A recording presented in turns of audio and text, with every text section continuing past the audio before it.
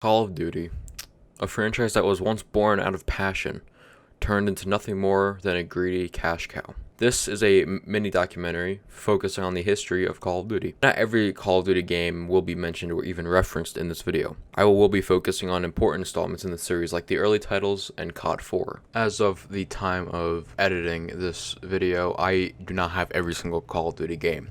Out of all of the mainline Call of Duty games, I have all except the first one, which I do plan on playing one day, but at this moment, I don't have the money. Now please, sit back, relax, as we take a look back at the history of Call of Duty, and remember, no cows were harmed in the making of this video.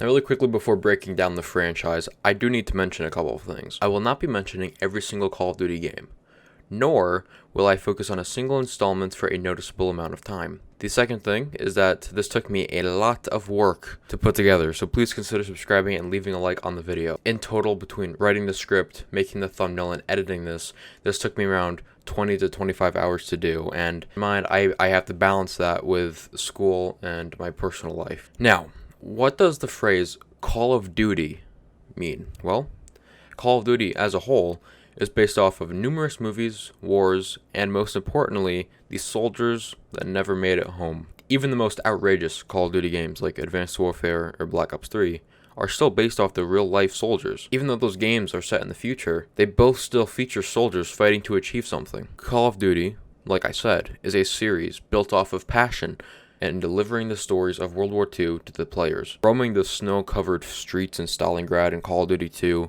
gives the player a sense of bravery and strength. In Call of Duty 2, you go from practicing shooting and throwing potatoes to fighting alongside your comrades to take down Nazis that are jumping out of armored vehicles left and right. After playing through multiple Call of Duty games to get the footage needed for this documentary, I think I have come to a conclusion. The older Call of Duty games are some of the best and most enjoyable Call of Duty campaigns in the entire series. I, myself, am a massive history buff. It was always my favorite subject back in school, and especially when it comes to World War II. Anything World War II related, I am instantly a fan of. Movies like Saving Private Ryan, Overlord, and Hacksaw Ridge are some of my favorite movies of all time.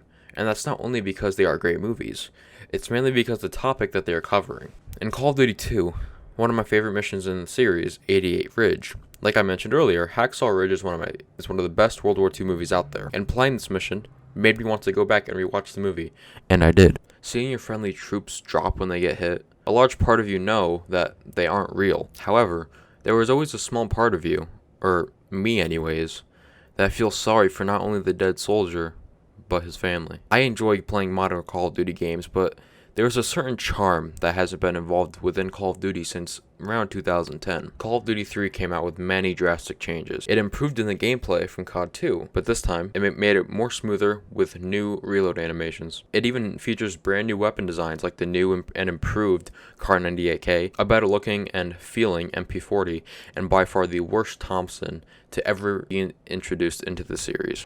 Holy Jesus. What is that? What the fuck is that?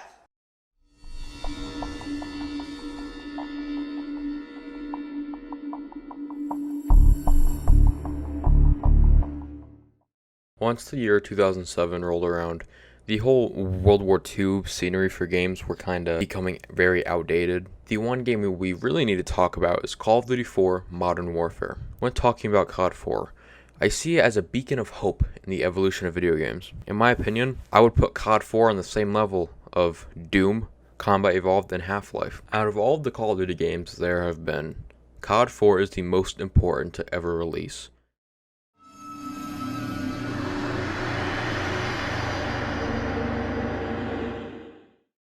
Up until 2017, Call of Duty World at War was the finest World War II game. It features the most brutal campaign in the series and the most underrated of all time. Call of Duty World at War released all the way back in 2008. Still to this day, in 2021, there's one reason why Call of Duty World at War is still being talked about. Nazi Zombies. A new, never-before-seen side mode that was only unlocked once the player beat the campaign. Call of Duty only featured two primary modes up until then, campaign and multiplayer. World at War was the first Call of Duty game to feature a third mode, and Call of Duty games would be pretty much forced to include a third mode from there on out. Modern Warfare 2 is not the game that changed everything, but it is the game that made Call of Duty. The campaign, in my opinion, was a step down from COD 4. I just want to make it clear, because it's a step down from COD 4 doesn't mean it's a bad campaign. I actually love it, but it's too Hollywood blockbuster for me. 1 year later, in 2010, we got the best Call of Duty game to ever release. I already made a separate video on this talking about how awesome the campaign was,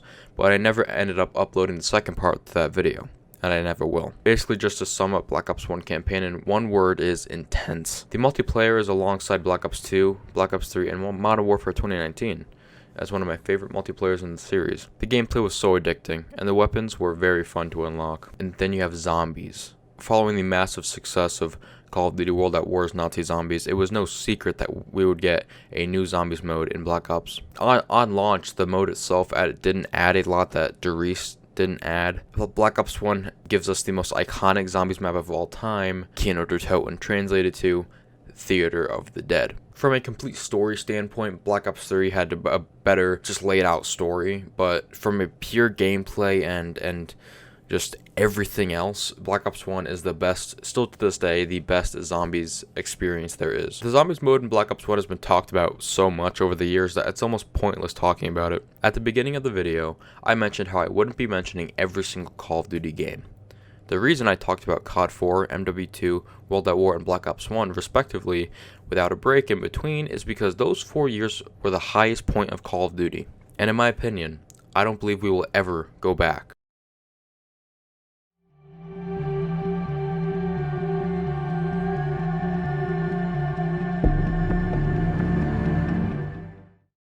Now, I do need to express my love for both Modern Warfare 3 and Black Ops 2. However, very similar to Black Ops 1 Zombies, both those games have been talked about beyond enough times. But the reason I didn't talk about these games, and the reason I'm not including a big section for them, is because they are in the downfall section. Because if you're unaware, around the time of Modern Warfare 3, a lot of players were starting to grow very hostile towards the franchise. Rather that be calling it lazy for basically just copying the same game again. Black Ops 2 was a very big game for me personally. It was the first COD game I ever sunk a decent amount of time into, but I can't ignore the state of the series by this point. Black Ops 2 is in a bit of a hard place.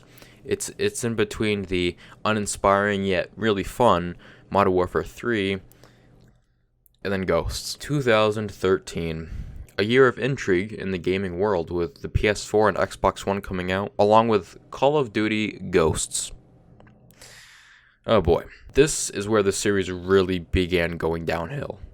It came out of the box limping, with the fact that it was releasing on 2 different console generations, but it looked the same on either generation. The whole point of the PS4 and Xbox One were to step up a generation and have new enhanced visuals and graphics, but Ghosts looks like a 360 game, even on the Xbox One. Honestly, the only somewhat good mode is Extinction. Following the success of the Zombies mode, Activision decided they want more money. I played the campaign and it was okay, but it's nothing we haven't seen before with the Modern Warfare series. Call of Duty Ghosts was going to be a first of a 3-part prequel trilogy of how Simon Riley became the Ghost we saw in Modern Warfare 2. The game is widely hated throughout the community, and I'm not quite sure why. Sure, the game isn't as good as any of the other Modern Warfare games, or any other game in general, but it's not bad. Very quick interlude from the editing version of Josh.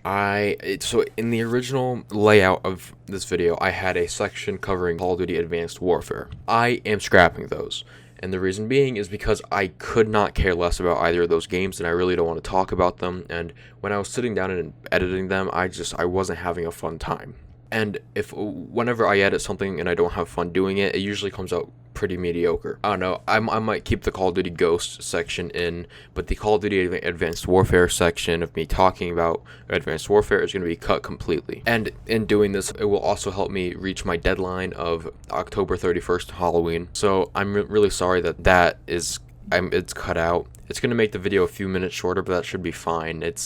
And, Advanced Warfare is a game that not many people, including myself, care about, so it's not like it's going to be missing anything.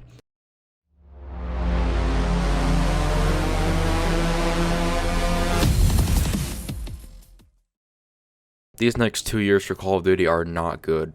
In my opinion, 2017 and 18 were probably the lowest point in the series. At the time, the community and myself were clamoring for a non-futuristic Call of Duty game.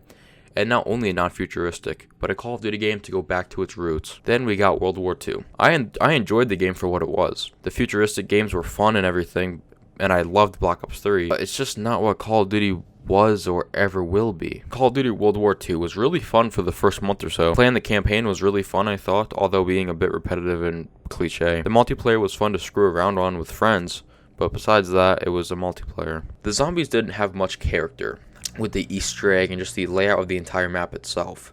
However, this version of Zombies was actually relatively groundbreaking. For the first time since World at War, and this isn't just Zombies, this is all of Call of Duty, the new Zombies mode was monetized and sold as Nazi Zombies. That marks one of the first times since World at War that the word Nazi has been said in a Call of Duty game. This was definitely a step in the right direction for Zombies. I went back and played Call of Duty World War II Zombies for the gameplay for this video, and I gotta say, it's not as bad as people say it is. I genuinely enjoyed playing the game, and I don't think it deserves all the hate that it gets. Black Ops 4. Here we go. This is the lowest point in the series. The game itself was a fun and new direction for the franchise at first, but then quickly fell into controversy. The game had 4 modes within it. You had the multiplayer, which was very lazy, with many of the maps and weapons being ported in from other games. The zombies, which was really fun, I thought, personally, having one of my favorite zombies in the entire franchise. Black Ops 4 has one of my favorite zombies modes of all time. Launching with 4 maps on launch day was a huge business decision that would quickly come to be nothing more than a hazard to the game's overall success. Having 4 maps in the game on a single day was awesome for the time, but usually a Treyarch game would launch with 1 or 2 maps. For instance, Alpha Omega was a very boring map with a broken high ground strategy of camping up on a balcony. And then you have Blackout. Blackout was a way to fight Fortnite and kind of attempt to come into the whole battle royale genre, which was booming at the time. I remember back then I played Blackout, I got bored of it, and then I hopped on Fortnite with my friends, and yeah. The 4th mode was Specialist Stories, but no one played or cared about them, so there's no point talking about them. The game didn't feature a campaign, which for me personally was a big stab to the back. 1 year later, in 2019, the series would take a massive turn for the better. I'm talking the best turnaround since probably Black Ops 2.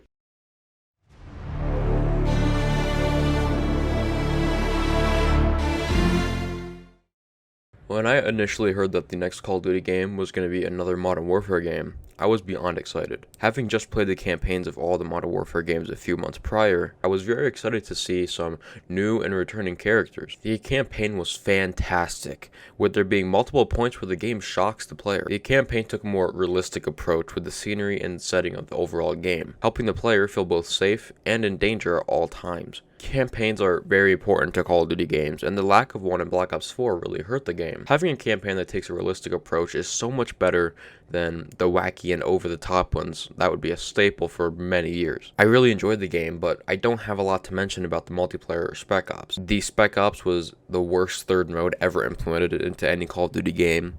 The multiplayer was very close to my heart because I would go over to my brother's house and me and him would play it for hours and just grinding for camos and levels, and it was really fun. Even still to this day, some of my happiest moments on any Call of Duty game is playing Hardcore Shipment 24/7 with my friends. And now, here we are. Black Ops Cold War. Being made during a pandemic was not an easy task for Treyarch. If you watch the behind the scenes of the development of the game, you will truly understand how much of a challenge it was. The overall game itself has very little to no personality whatsoever. The campaign was a return to form with the game taking place between Black Ops 1 and Black Ops 2. With Black Ops 1 being my favorite Call of Duty game of all time, I was beyond excited. The one thing I despise about the game, your character is a silent protagonist. How can you care about a character that doesn't say anything? The Zombies has the best gameplay from the series, but that's about all there is to say. Don't get me wrong, I really enjoyed the game and it was really fun to play and get to high rounds, but when it comes to personality, the game suffers. Exactly how I mentioned earlier, Cold War is a decent, good game, but it has 0 personality. When it comes to an overall look about the game, the only mode that has any sort of unique feel is the campaign. So, in conclusion, I am a fan of Call of Duty and I always will be. Even through the hard years of games being lukewarm at best, I will always be a Call of Duty fan. I will always be buying the new installments despite being mediocre. Call of Duty is the biggest gaming franchise on the planet currently. Now that we looked over the entire series, we can finally answer this question I asked earlier on in the video, and I also gave a brief explanation. What does Call of Duty mean? I gave a simple answer, like I said earlier in the video. When taking a look back at everything I mentioned in this video, the answer to that question is this.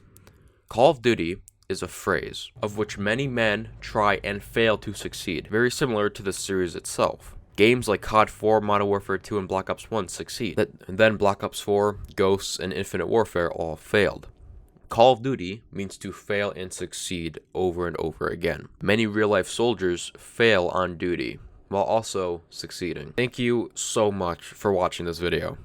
I know that it's a lot longer than my other videos, but this is something I really wanted to do. Originally, when I began working on my script for my Halo documentary coming on December 1st, I started to get the idea of, hey, what if I made a Call of Duty one? Call of Duty is probably one of my favorite franchises of all time, even though I don't play it as much as I used to. I still love the series. Every Call of Duty game I talked about in this video, I will eventually be reviewing on this channel. I have no idea when or how long that's going to be, but every Call of Duty game featured in this video will eventually have its own single review on my channel. Like I said, again, thank you so much for watching this video if you made it all the way through. Once again, thank you so much for watching this video.